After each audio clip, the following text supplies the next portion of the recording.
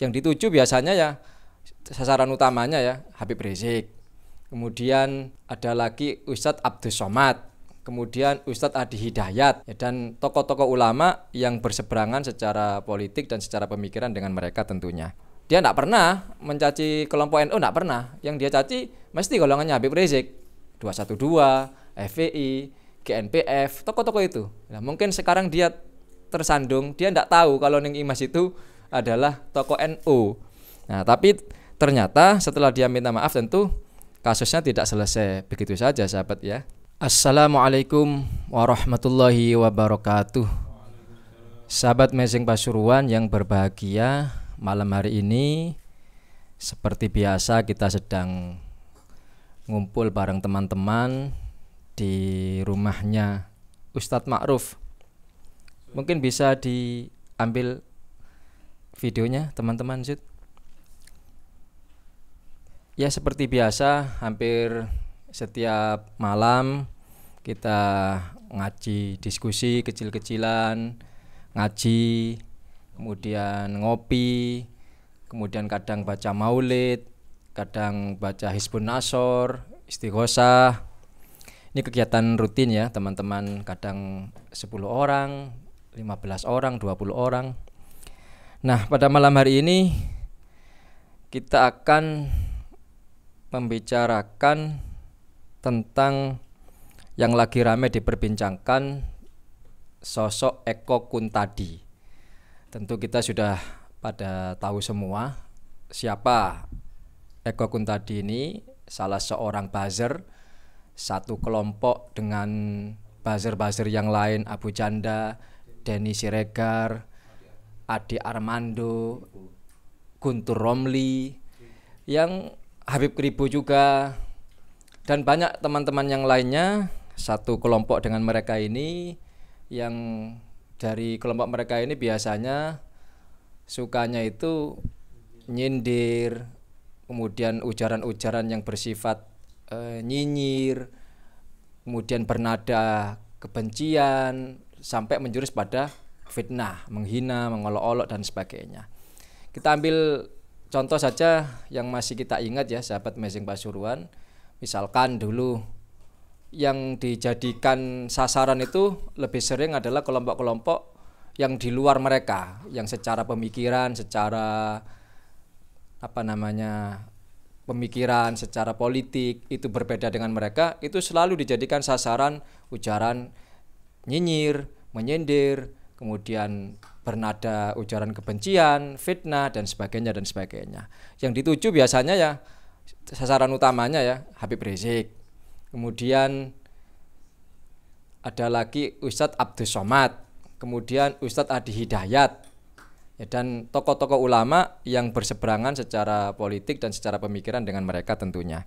Kita masih ingat beberapa tahun yang lalu, misalkan ya gambar Habib Rizik, kemudian dan ada Ustadz Arifin Ilham, ada Ustadz ulama-ulama yang lain ya, yang dalam kelompok 212 itu mereka edit kemudian diberi topi Sinterklas ya.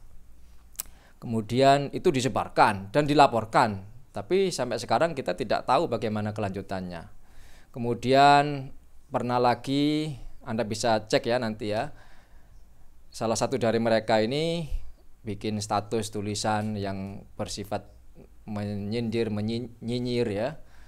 Misalkan Habib Rizik waktu pulang dari Saudi Arabia kembali ke Indonesia mengucapkan hari ulang tahun Indonesia, kemerdekaan Indonesia, mereka mengatakan kalau cinta NKRI ngapain kabur ke Arab. Nah, jadi ujaran-ujaran seperti ini mereka terus menerus ya. Misalkan lagi umat Islam yang ada di dalam kelompok 212 yang anti kepada penodaan agama, kemudian mereka bersatu berkumpul di Monas, mereka pelesetkan kaum muslimin, mereka sebut sebagai monaslimin misalkan. Inilah kaum monaslimin. Ini kerjaan mereka seperti itu. Bahkan sampai sekelas Ustadz Adi Hidayat pun mereka caci maki, mereka bully, mereka hina, yang menjurus pada fitnah bahkan ya, dituduh masalah waktu itu masalah donasi kemanusiaan untuk Palestina. Bahkan waktu itu sempat dilaporkan, tapi wallahu alam sampai sekarang kita tidak tahu bagaimana kelanjutan kasus hukumnya itu. Inilah pekerjaan mereka yang selama ini kita sudah sama tahu dan bisa mudah dicek jejak rekam mereka, track record mereka di dunia maya, di medsos mereka. Itulah yang terjadi ya sahabat Amazing Pasuruan, dan akhirnya sebagaimana kita ketahui ya, selain itu juga mereka ya seringlah menuduh-nuduh ulama-ulama yang ada di kelompok 212 yang pro kepada Habib Rizik, mereka tuduh sebagai kelompok intoleran, kelompok radikal dan sebagainya dan sebagainya. Yang sampai akhirnya beberapa waktu yang lalu kita sudah sama-sama tahu akhirnya Ade Armando itu tanda kutip ya dihakimi oleh massa ya, dihakimi oleh rakyat, dihakimi oleh umat Islam. Kita sudah sama-sama tahu, dan itu adalah bagian daripada balasan di dunia ya, balasan di dunia atas tingkah laku mereka yang suka nyinyir, suka nyindir, suka sinis, suka ujaran yang bernada cacian, hinaan sampai menjurus pada fitnah. Nah, tinggal yang lainnya kita tunggu saja. Pasti balasan itu ada. Kalau tidak di dunia, balasan di akhirat itu jauh lebih pedih ya. Nah, kemudian yang hari ini sedang viral adalah Eko Kuntadi yang selama ini sering sekali nyinyir, nyindir, kemudian ada semacam fobia kepada syariat Islam. Akhirnya kena batunya juga, kena balasannya juga. Tersandung sekarang akhirnya kemudian dibully oleh umat se-Indonesia, oleh umat Islam se-Indonesia. Kemudian bahkan mau dilaporkan ke kepolisian, sampai memaksa dia akhirnya harus minta maaf kepada Ning Imas di Lirboyo. Ya dia mungkin tidak tahu kalau yang dia hina itu adalah Ning Imas adalah sosok ya perempuan NU, seorang ustazah dzurriyyah Lirboyo, keluarga besar Lirboyo, dan bagian daripada keluarga besar Nahdlatul Ulama ya. Karena yang selama ini dia caci itu, dia tidak pernah mencaci kelompok NU, tidak pernah. Yang dia caci mesti golongannya Habib Rizik, 212, FPI, GNPF, tokoh-tokoh itu. Nah, mungkin sekarang dia tersandung, dia tidak tahu kalau Ning Imas itu adalah tokoh NU. Nah, tapi ternyata setelah dia minta maaf tentu kasusnya tidak selesai begitu saja sahabat ya. Di sini kita bacakan. Di sini kita bacakan tulisan dari faktakini.info. Urusan Eko Kuntadi dengan Ning Imas sudah selesai, tinggal urusannya dengan umat Islam. Di sini tulisan dari Ahmad Khazinuddin, sastrawan politik. Urusan Eko Kuntadi dengan Ning Imas sudah selesai, tinggal urusannya dengan umat Islam. Eko Kuntadi telah datang ke Lirboyo Kediri meminta maaf secara langsung kepada Ustazah Imas Fatimahuz Zahra. Ustazah Imas sudah memaafkan. Karena itu perkara pencemaran kepada Ning Imas sudah selesai. Kewenangan penyidik untuk memproses perkara berdasarkan pasal 310 KUHP dan pasal 27 ayat 3 Undang-Undang ITE gugur. Kita patut mengapresiasi sikap berbesar hati Ning Imas yang mau memaafkan meskipun tindakan Eko sudah sangat keterlaluan. Kita hormati sikap Ning Imas, semoga Allah membalas kebaikan hatinya dengan pahala. Ya sebagaimana kita sudah ketahui ya, bahwasanya ada kalimat tolol ya. Tolol. Terus apa lagi? Tolol tingkat kadal atau seperti apa ya?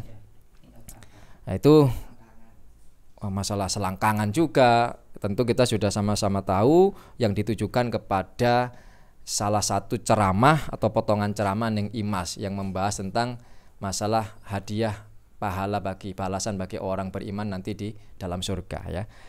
Nah, tinggal urusan NU. Saya lanjutkan. Apakah juga akan berbesar hati dan memaafkan Eko Kuntadi setelah produk ceramah NU online diolok-olok oleh Eko Kuntadi? Jadi ceramah Ning Imas itu diunggah di akun resmi NU, di NU online, yang kemudian diolok-olok itu ya. Kalau NU merasa dilecehkan, NU dapat mengaktifasi pasal 28 ayat 2 Undang-Undang ITE tentang menyebarkan kebencian dan permusuhan kepada individu atau kelompok masyarakat dalam kurung NU berdasarkan suku, agama, ras, dan antar golongan atau sara. Kalau NU punya marwah, sudah semestinya geram kepada Eko Kuntadi karena produk NU sudah jelas telah melalui serangkaian quality control sehingga layak untuk diedarkan. Lalu dengan jumawanya Eko mengolok-olok produk video yang diproduksi NU online. Lagi pula Neng Imas adalah tokoh NU, penghinaan terhadap Neng Imas juga penghinaan terhadap NU. Imam Ibnu Katsir juga ulama rujukan NU, menghina tafsir Ibnu Katsir jelas melecehkan ulama rujukan NU. Kalaupun NU nantinya tidak mempersoalkan, tinggal umat Islam. Karena olok-olok Eko itu bukan sekedar kepada Neng Imas dan NU, tetapi terhadap Al-Quran, khususnya surat Ali Imran ayat 14. Jadi dalam ceramahnya itu Neng Imas menerjemahkan dan menafsirkan surat Ali Imran ayat 14. Tindakan Eko sudah jelas telah melakukan penodaan agama, memenuhi unsur pasal 156A KUHP, mengolok-olok surat Ali Imran ayat 14, dengan mempersoalkan janji bidadari di surga, urusan selangkangan hingga umpatan tolol tingkat kadal tidak mungkin bisa dimaafkan dan umat Islam tidak berwenang memaafkan. Jadi memang ini serangannya bukan kepada umat Islam tapi kepada Al-Quran, sehingga umat Islam tidak bisa memaafkan sebenarnya ya. Kalau Anda menghina saya pribadi, saya punya hak untuk memaafkan. Tapi kalau menghina kepada agama Islam, maka umat Islam tidak punya hak. Yang punya hak Allah. Ya. Nah, tinggal berarti Anda harus bertobat kepada Allah. Dan karena kita sekarang tinggal di negara hukum, sementara hukum di Indonesia mengatur tentang penodaan agama, maka harus mempertanggungjawabkan secara hukum juga. Nah, penghinaan terhadap Al-Quran menurut fatwa MUI telah memenuhi kriteria penodaan agama. Tindakan Eko jelas-jelas berkategori penodaan agama. Karena itu urusan Eko Kuntadi sekarang dengan umat Islam. Karena Eko telah menodai agama Islam dengan olok-oloknya.